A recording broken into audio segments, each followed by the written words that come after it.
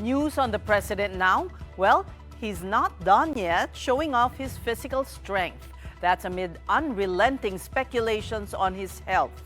News 5's Maricel Halili has this report.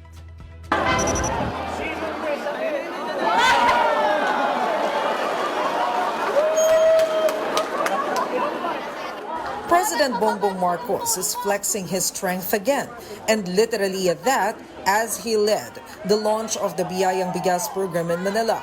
In lieu of dumbbells, he showed off using 10-kilo bags of rice.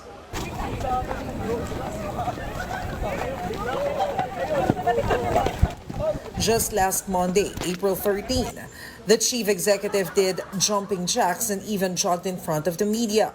All these to prove wrong social media posts saying his health is on the decline. There were even reports of PBBM being rushed to the hospital because of a health emergency. But the bags of rice were not there for the president's use for exercise. The food items were for the city of Manila's working class, including security guards and sales ladies.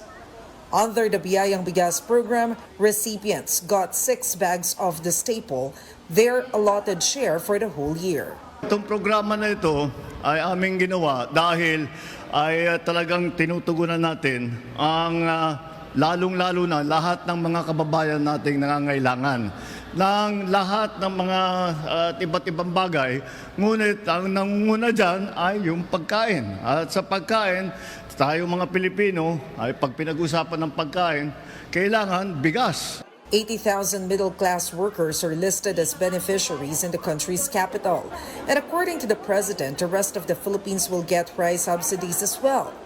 15 billion pesos has been released as local government support fund to sustain the initiative.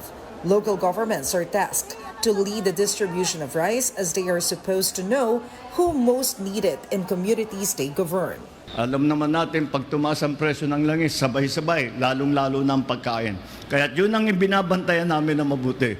Na kahit papano, na yung hindi ganong kabigat ang magiging epekto sa taong bayan. Yun ang aming binabantayan. Kasi wala tayong magagawa doon sa presyo ng langis. Ngunit sa presyo ng pagkain, yun, meron tayong magagawa. For News 5, Maricel Halili, We Are One News.